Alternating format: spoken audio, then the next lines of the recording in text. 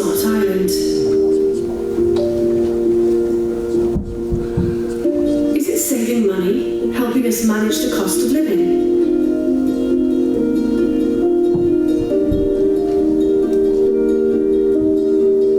Is it convenience, making everyday things easier to do?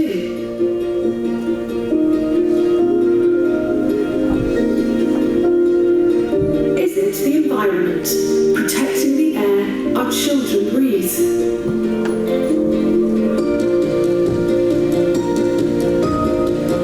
Is it access to quality information, enhancing our biosphere?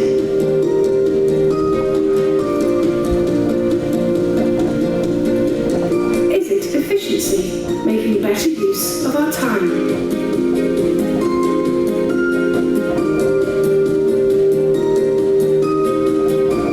Sustainability, making our resources go further.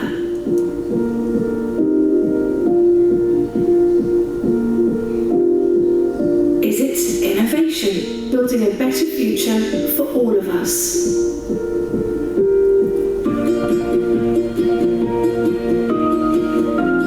A smart island is all of this, and so much more. It enables a thriving digital nation and leads to smarter decisions.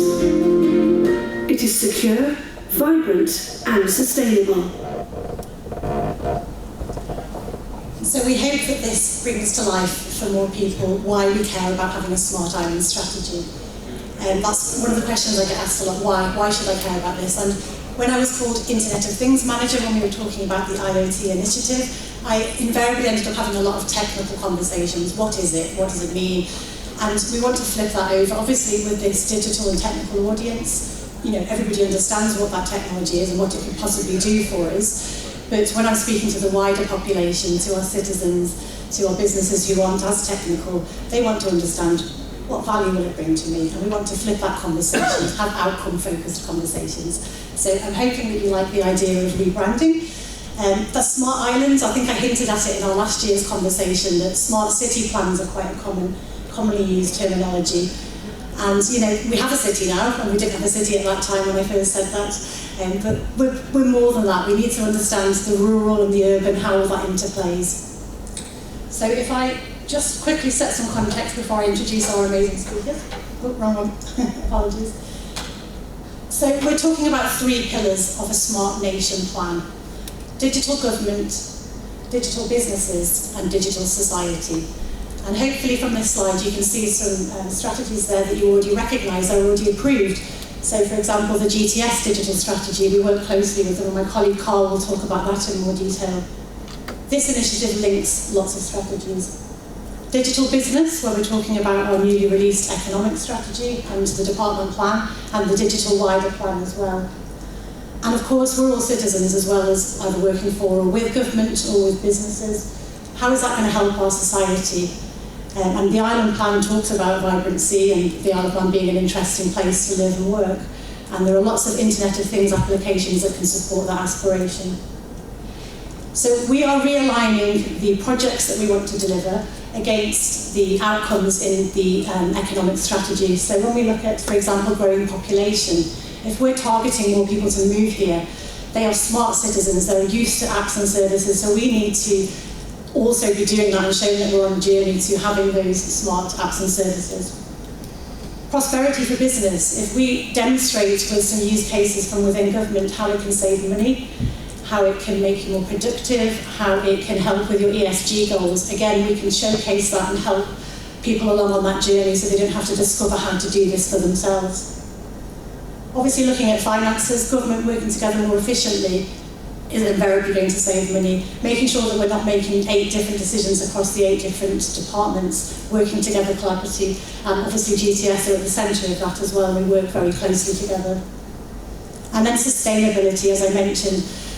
There are a lot of smaller business who potentially can't afford the larger consultancy firms out there, and we can show them and demonstrate to them some tools, how they may be able to measure their impact and how they can improve, potentially reduce the number of car trips they make, etc. So we're really excited still about the Internet of Things, now rebranded to Smart Island. And I hope that with the 3 talks that we have now, we can bring that to life a little bit more. So without further ado, I'm going to introduce my colleague Carl from our Government Technology Services to talk about digital government.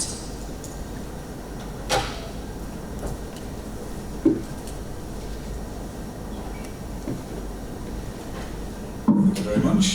Good morning. For those of you who don't know me, my name is Carl Watson. I'm currently Head of Technology Strategy for Government Technology Services. I'd like to thank DFE for giving me the opportunity to present and take part in this morning's panel. So my presentation today is about digital government and the benefits that IoT can bring to the operation of the Isle of Man government. So, a quick internet search for digital government returns something like: a digital government is designed and operated to take advantage of digital data and technology to create, optimise, enable and transform government services. Since 1974, the Isle of Man government has provided digital services from early back office processes through to publicly accessible, real-time, 24/7 access to digital public services through our online services platform. The Isle of Man government has always promoted and supported the use of technology available at a given time. The portfolio of our digital services is in line with the diversity of the public services that it supports. Our digital estate consists of over 1,000 applications supporting a diverse set of functions, from healthcare to emergency services to taxation and everything in between. However, there are opportunities for government to leverage innovation by providing new ways of working to streamline our services and the way that we work. The Internet of Things can optimise our working practices and allow us to gain valuable insights into how we can best optimise our systems based on real-time metrics. So whilst we may in part be a digital government, IoT has the potential to make us a smarter government too. This was meant to be an animation, by the way, so I'll have to kind of go around manually. The Isle of Man government is also supportive of the use of innovative technology in the delivery of our diverse digital portfolio. Often digital services are driven by demand from our customers, be that citizen, business, or even government itself. And this is determined through, but not limited to, legislative requirements, public consultations, and customer feedback. However, IoT can add that extra dynamic and give refinement to decision and policy making for the services that we provide. By using IoT devices, connectivity and platforms, we can benefit from real-time insights and analytics to make government smarter in the delivery of public services. So starting at the top, we have efficiency. So this will be the use of devices to reduce carbon emissions through energy efficiencies brought about by smarter use of utilities in public buildings. Next, we have automation, removing the mundane. Auto alerts and smart maintenance of connected devices ensure that maintenance is done as and when is needed. Real-time insights, the collection and processing of data relating to island infrastructure, environment and public services, resulting in better, more relevant policy implementation. At the bottom we have composability, smaller units of function to allow the composability of data to offer different data views to determine the best outcome to resolve problems or to further streamline our services. And increased productivity. The collection and processing of appropriate data will further aid the delivery of services in a right first time approach. Through device monitoring, we can start to benefit from appropriate management as and when is needed, allowing the opportunities for staff redevelopment in other areas of the organisation. And of course, the expectation to reduce current operating costs. IoT can play a part in how the Isle of Man government can shape the future of public services and use the here and now to determine trends and scope public services accordingly. The current digital strategy supports IoT as part of its digital transformation theme and highlights it as a component to improve our digital services. It is GTS's intention to focus on and provide the frameworks to realise the wider ambition of a smart island through multiple channels, with IoT being one of them. Integration between IoT appliances and devices with internal systems is crucial for the capture, processing and measurement of data. It is GTS's responsibility to provide the core platforms to realise this, as highlighted on the IoT reference model. The design of an internal data store would be determined by the volume and frequency of data captured, along with the project requirements that have identified the need for IoT projects. This will also align with our data strategies regarding large data sets, for example, big data. Additionally, exposure of this as either closed or open data sets also forms the part of the thinking in relation to the Gov.im programme of work, and as part of the digital strategy open data theme, offers opportunities for individuals and businesses to interrogate data sets, to identify trend and evidence, to perform appropriate research. So to call back to the first slide, the Isle of Man government has a wealth of systems that depend on devices that capture data across our estate. By adopting an organisational-wide approach, the foundational components of an IoT framework affords the Isle of Man government to utilise and exploit existing established devices to capture relevant data sets. And as with all Isle of Man government systems, we must adopt good governance and due diligence in the way that data is captured, stored and accessed. Widespread data capture through an IoT framework must adhere to both industry standards as well as the robust standards that we expect from all of our systems. It is the responsibility of the Isle of Man government to ensure that these concerns are addressed and that the method of data capture, storage and processing is performed in an open and transparent way. And with that, I will hand over to Joe from MTG. Thank you.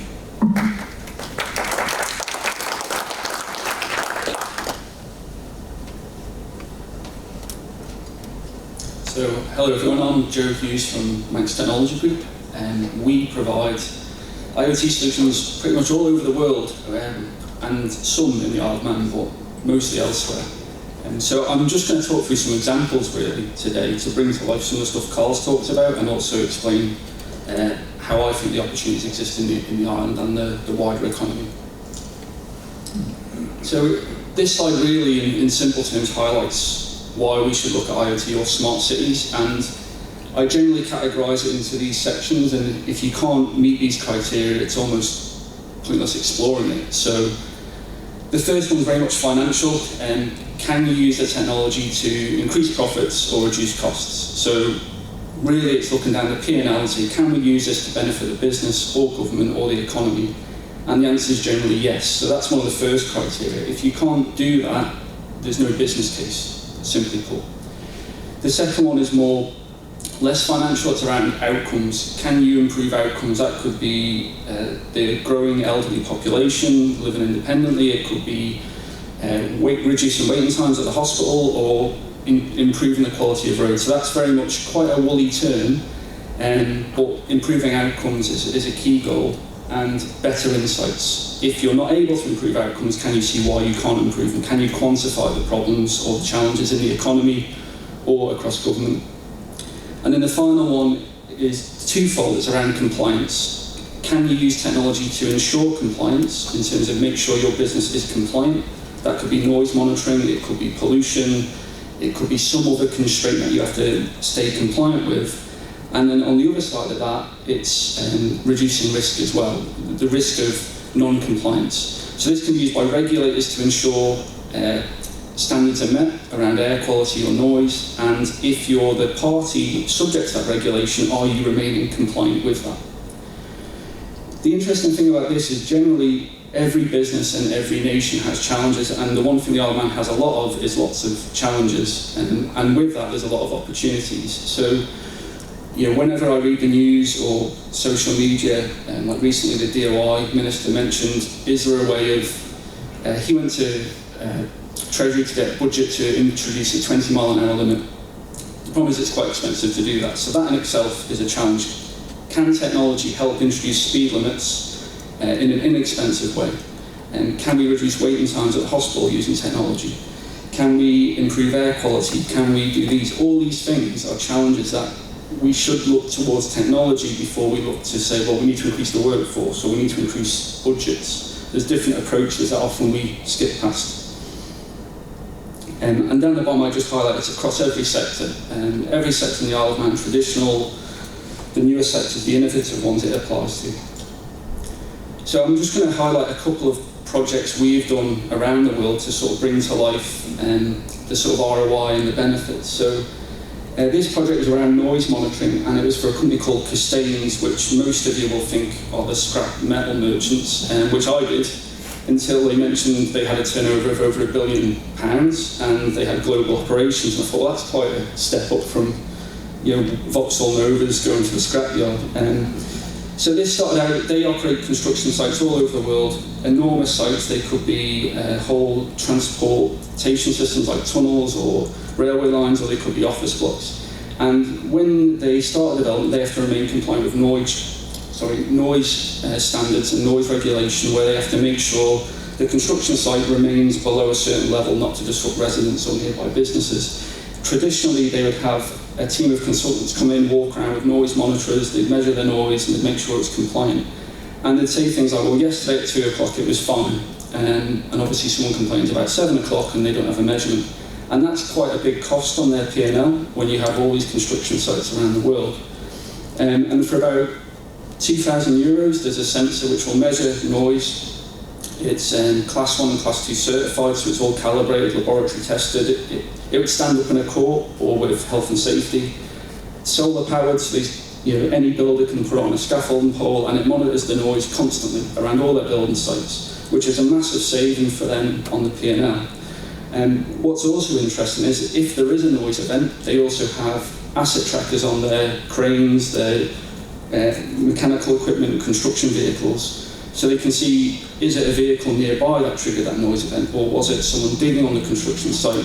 So all of a sudden you start to collect a lot more data. They also collect dust particles around the building sites.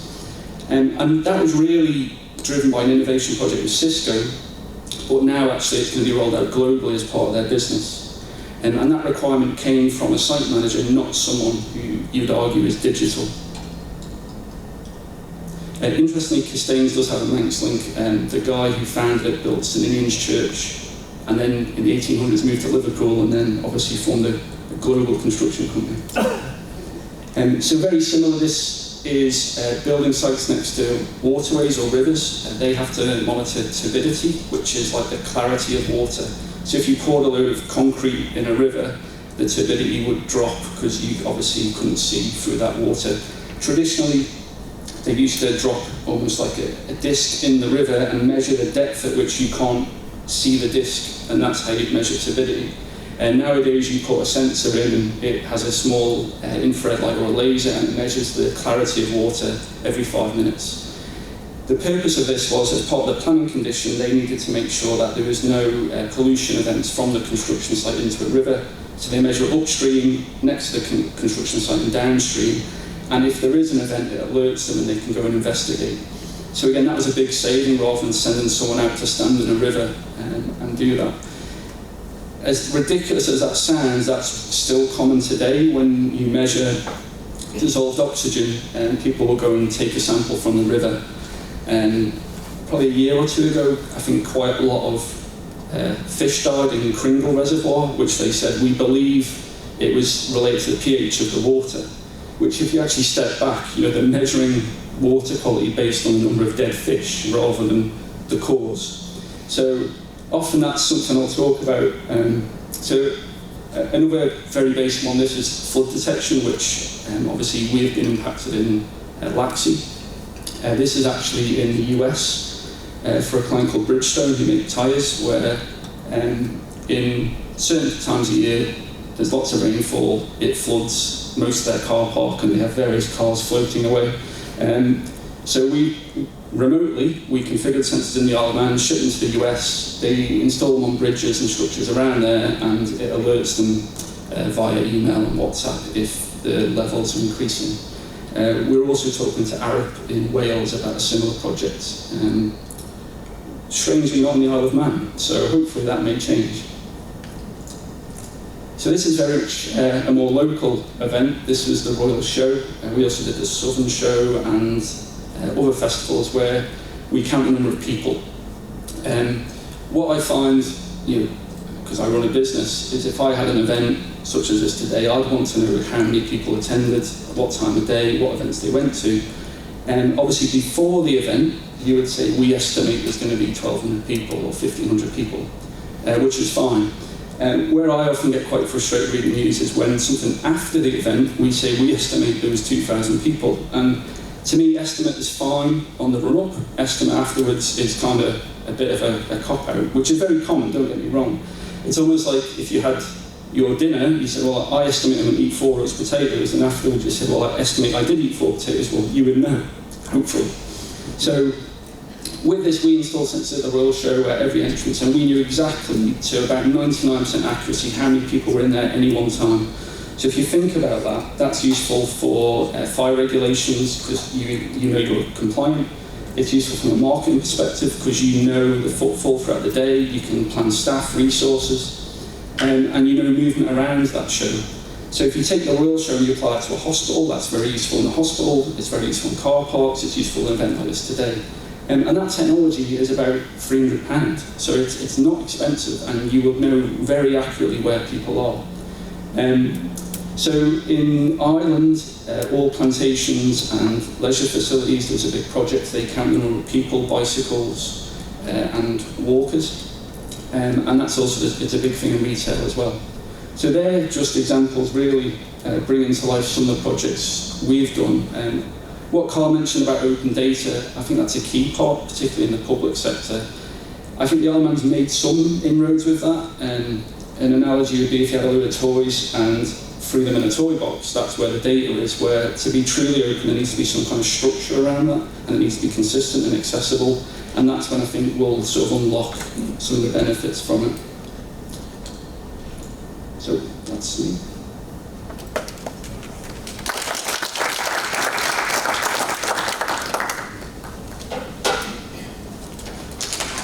Hello everyone. My name is Nick Lamel, and I'm a software developer and co-founder of Fundi. We're a design and development agency focusing on improving people's problems with good user experiences and the use of technology. So, one frustration that we have in the Isle of Man is the lack of parking. So I decided for my presentation, I'm going to look at how could we alleviate this with the use of IoT and open data. And the keyword here is open data, and I know Joe just spoke about that. So IoT devices can solve real-world problems and dramatically improve our everyday lives. But if we keep that data private, we're now limiting the amount of people that could uncover the potential. So take the bus timetable, for example. I've lived here for 10 years now, and I still struggle to figure this out. And I can see a few people smiling, so I'm sure I'm not the only one. But why do we struggle? Maybe I'm lazy and I just can't be bothered, or maybe it's because we've come to expect a certain level of the way we consume data without actually thinking about it. When you look at that, it's really, really hard. If you try to look at it on the phone, you're going to struggle. So that should be a working meme, but we're not getting any animations, so it's not going to be as funny. But that's basically just footage of me trying to read the timetable after a work day.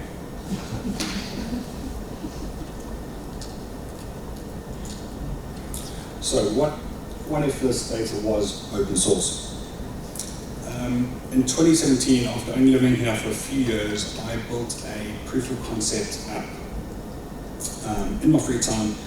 Basically, it mapped out all of the bus stops around the Isle of Man, and it would track live locations of each bus, and basically it was like an Uber for buses.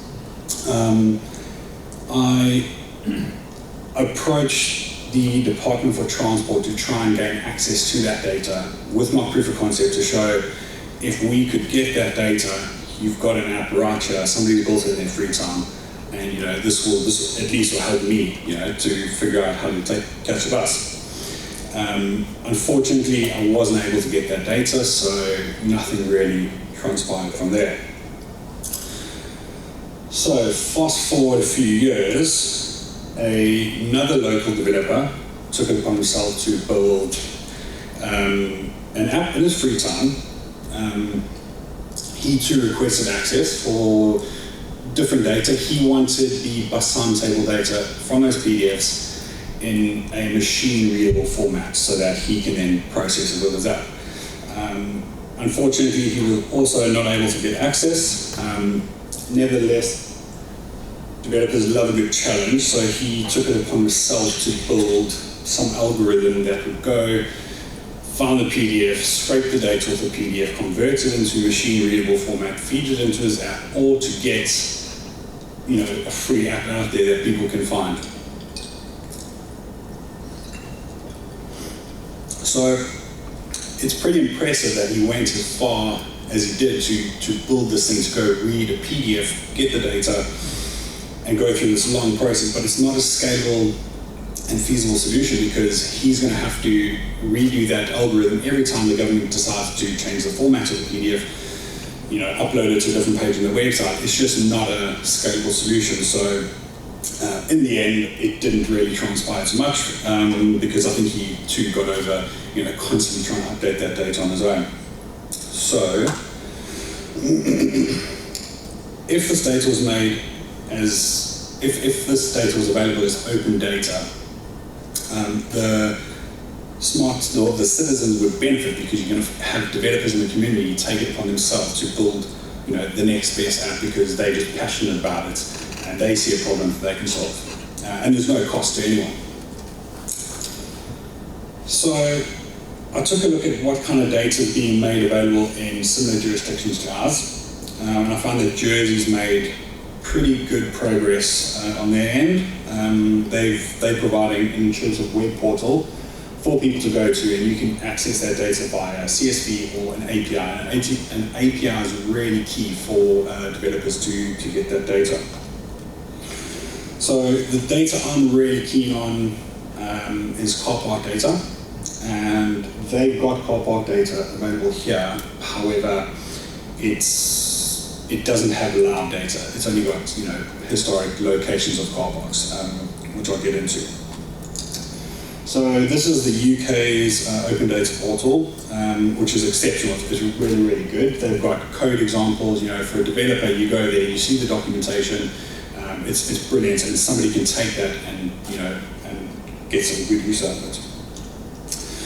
So I was really surprised to see they publish the exact data I wanted for my presentation, which is real-time occupancy of car parks around the city.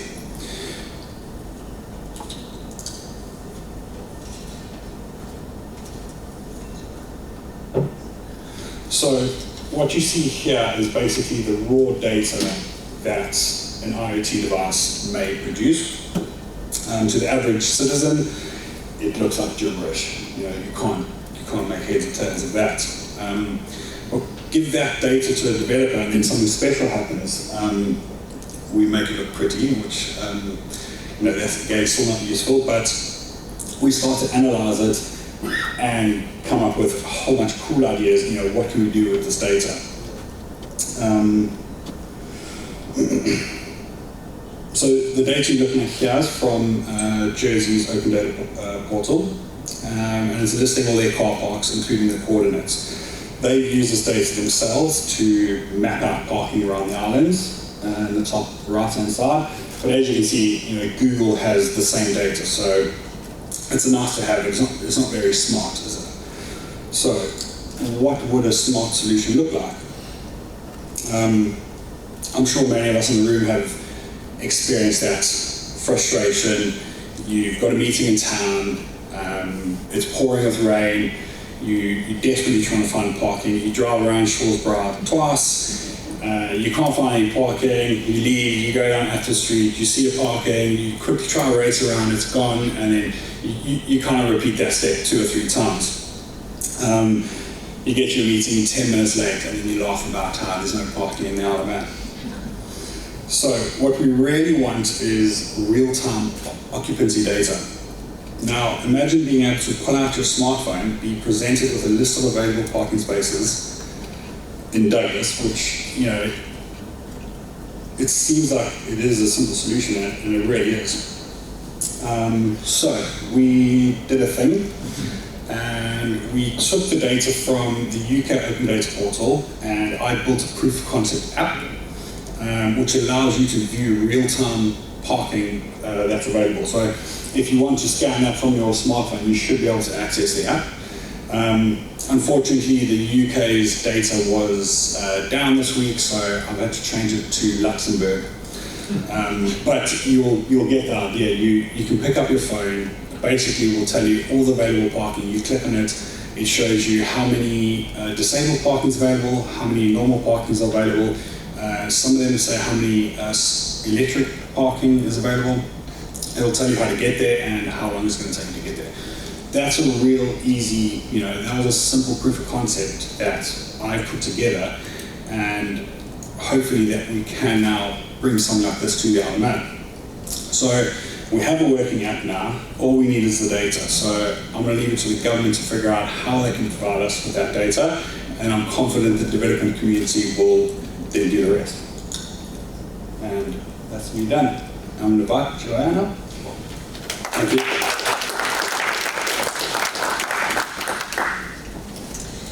Thank you, panelists. It was all really informative, and it's a great, I think, a very collective view from what's needed from a technical perspective, from the government, the ROI, why this is applicable to businesses on the island today, to real-life citizen applications that we could all take advantage of on a regular basis. So thank you for that.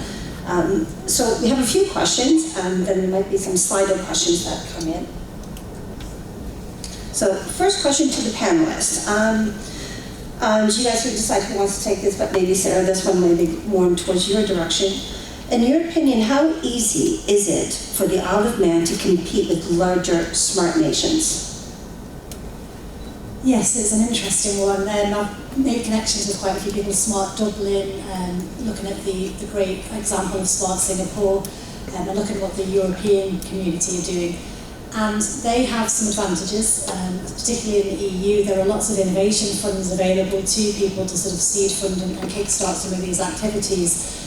So we're a smaller scale, and we don't have that same breadth of funding available to us. But I always like to be an optimistic person. I think the fact that we are small should mean that it's more achievable to join up the people that want to make this happen. Like, obviously today, we've got some great examples of things that can be done locally. So, it is challenging, but I think it's absolutely achievable.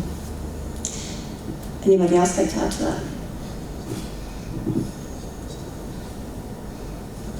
Just to really build on that, I think in our experience, we have an operation in Scotland where we see a lot of the work they're doing there. They had different, they've got an organisation called Census and one called Data Lab. So they recognise the advantages in the economy, and they measure their initiatives in GVA, sort of similar to GDP, but a lot more obvious in the economy. And they're seeing really positive returns on that. I think what they did there is it started with policy. They said this is the policy we want government and the public sector to explore it, and that kind of empowered then all the departments to engage with industry, which makes it a lot easier for industry to have those conversations. And Sarah's right, a lot of it is investment, but in our experience, being able to prove a concept with a public sector client is enough in itself to go on and do bigger things. So we've had some success locally, but I think the irony is we're missing that policy piece, which I think the economic strategy has changed, and I think there's a greater awareness.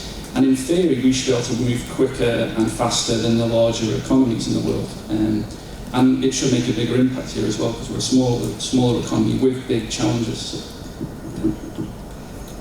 John Carr, I don't know you. Yeah, I also think that the amount of data that government has in order to facilitate this is crucial in making sure that it is available in an open and standard way. You mentioned that before about having to scrape PDFs and what have you. And that's not how we should be doing it. We should be offering these data sets out, and to have them, as I mentioned before, about having them being composable and to be able to kind of give that well-rounded view as well. And again, for a small economy, we do a lot of things, and we capture a lot of data, and most of that should be publicly accessible, absolutely. Thank you. Next question. What is the best way to prove to local businesses the benefits of IoT?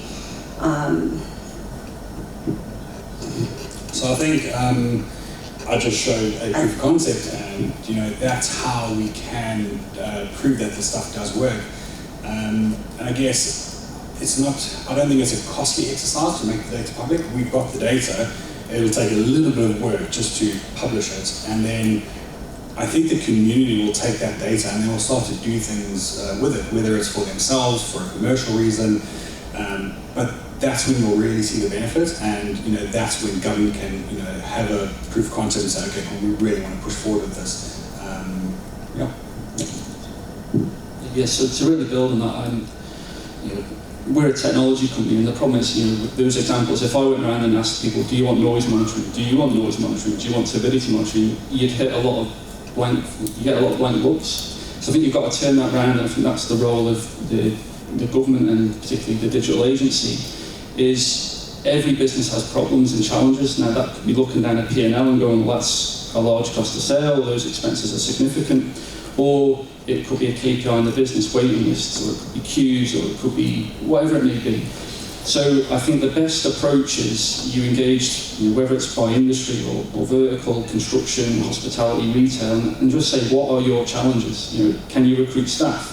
You can't, right? Is there a technology solution for that? Are your costs too high? Can we reduce those costs? And what we've found in some of the different markets, not necessarily Isle of Man, is those conversations happen and the government facilitates that, but the solutions are then provided by industry, and the government really just joins the dots. If you can prove that in the Isle of Man, whatever that may be, reducing waiting times or reducing the hospitality recruitment challenge, and it works here, it'll work in Jersey, it'll work in Guernsey, it'll work in Singapore, and that really is where the economic return comes into it. But I think it's not really a technology-led conversation, it's a business-led conversation. I think that has to start by having those conversations, really. Is it realistic that we will develop open island-wide databases and platforms? Realistic. There's the desired outcome, but as we all recognize, it's a pretty big challenge to take on. So how realistic, and if so, when might we get to those targets? Okay, it's absolutely realistic. I mean, the tools and the technology are already there. It's how we then start to kind of pull that together to determine what data sets that we actually expose. And again, doing it, as I kind of just mentioned before, probably repeating myself, but through standard methods, either through visualization or through contracted APIs to allow for developers in the wider field to be able to kind of get access to that data and get it reliably as well. You know, real-time information, you know, that's up to the minute, that's what we should be looking for. We shouldn't necessarily be kind of looking at putting up a CSV or an Excel spreadsheet there and saying that we are now open data, because that's really not going to kind of cut the mustard, so to speak. But yeah, I mean, you know, with the digital strategy, in particular with the way that we're looking now with regards to how we host our internal systems and our external systems, of course, you know, adopting more hybrid approaches with regards to the use of cloud. It gives us those options, and it gives us the opportunity to be able to kind of utilise those technologies to be able to achieve that. I just want to expand on that. I mean, yes, again, I answered the question, it is realistic, but it is really challenging as well. Obviously, we've started the work of joining up different government departments and having these conversations. And I understand why people are hesitant to release data. If it's their day job to look after, for example, in the health arena, there's a huge swathe of challenges they have in that department. Do they want the headache of then releasing some data that causes them a political issue or conversation, and it's not their day job? So I understand that sort of reticence and hesitance, but we're pushing forward because it's really important that is available for people to consume and use. I mean, people could ask for it anyway through a freedom of information request. So the conversations about the concerns and worries people have, it's still a nonsense from my point of view, and it is something that we're going to keep pushing for to make sure that as much as possible is available. Keeping in mind the time, so just concise. I have two other questions for you. Just very quickly, yeah, I mean, it's all down to data classification as well as identifying what would actually be suitable data to be able to put out there as well, and also, as I mentioned before, about doing it in a secure, robust fashion as well. Just to bring that to life, so in the Isle of Man, we've got rain sensors with farms, but DOI has rain sensors, the Met Office has rain sensors, and Manx Utilities have rain sensors. They all procure it from different places. I know there's a project from Germany, there's one from the UK, and it's rainfall. You know, it makes no sense for different parts of government to do that, and that's not blaming anyone, but I think that starts with a policy, which is we need to measure rain in the Isle of Man. It needs to be used by multiple departments, therefore this is how we'll approach it. And Nick's point about making it available to developers, you still need to make it accessible to people who don't know how to use a REST API. So a PDF or a spreadsheet still helps the general public. I'll be quick. So yes, I think it is realistic. Something that I think would be a problem would be, so take Shaw's Browser smart parking, the airport's a smart parking, and I think we've got one other smart parking. They're all through different providers, so now you're having to deal with two data sets and you're not collating in one place. The other problem is, and we work with clients where we've built them an internal software and we put in data from something they bought off the shelf, and all of a sudden they slap with a big licensing fee because you're now taking that data and using it in another app. So it's unrealistic for the government to install their own smart parking meters, so they're going to have to rely on third-party suppliers. And if those third-party suppliers want to keep that data closed because they can then sell their own app, that is a problem. So I think that's worth something to consider. I think we have a question from the audience here. I've had an indicator. Yeah, if that's okay. Just talking about IoT and health. We're participating in a trial in the UK where people are, NHS trusts are monitoring people with dementia in their own homes using IoT, but also using our games to track cognitive performance as well as motion and other. Are you seeing any opportunities in that area? We're excited to collaborate. Yes, so East Renfrewshire in Scotland has sensors in housing, social housing. So in case of dementia, you can imagine if you've got a water meter and you can see the toilet has been flushed several times a night, that's unusual. And you can have sensors around the house that detect movement. And I think Robert Gordon University, when they tracked the movement of someone with early stage Alzheimer's or dementia around the house, they could start to see a pattern of degradation where they were getting up later, it's taking them longer to get into the kitchen. They kept opening and closing the fridge several times, and you can start to see indicators. So there's lots of activity in that space. What's quite interesting, which the Isle of Man should probably leverage the UCM more, is it's the sort of line between commercial initiatives and commercial opportunity and research. And if you combine the two, that's quite exciting as well. So it's something we're keen to do, but Sarah's point about privacy, getting over that privacy hurdle. And some people instantly, whenever you mention monitoring people in the home, that makes them nervous. But people and families recognise that and they'll consent. And if they consent to be monitored, that conversation goes away. So I have two questions left. I recognise that we're cutting into coffee time. So maybe I can just pose these last two questions, one through Slido and just a very quick survey. If you guys are okay to continue into some of your coffee time. So we have a question on the Slido, which is for extending the data sets beyond what is already captured, adding new sensors could be costly. How can this be funded, especially when weighed against the open data model? In terms of funding, a lot comes down to the business case. We do a lot of projects where the project's ability to assess if there is an ROI, so that's very speculative on our behalf. And in other cases, there is a proven ROI. Sensors, generally the price, depending on what you're sensing, are generally inexpensive. But ultimately, coming back to my slide, unless you can reduce costs, increase profits, improve outcomes, and improve output, then you should perhaps not even be looking to deploy those sensors. It's nice to know something, but it doesn't necessarily matter. And I think the Isle of Man really needs to focus on what matters now, and then obviously you can look at the nice to have later.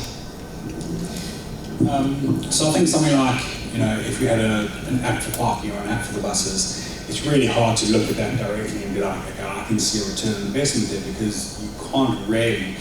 But you would need to start looking at do people that live in current smart cities, are they going to want to move here because they've got so much convenience where they live, and now they're going to come here and you're going to struggle to get in this posted here, you're going to struggle with parking, you're going to struggle with can't understand buses. So I think you've got to kind of look further and be like, what's the opportunity we can bring to the Isle of Man if we made it smarter? Okay, so last question, one word answer very, very quickly. On a scale of 1 to 5, 1 being poor, 5 being very strong or excellent, how would you rate how understandable all of this will be to the general Isle of Man public? At present, I'll probably say 2, and I'm probably being maybe a little bit generous there as well. Well, that's a tough one. I have a lot of conversations. 3.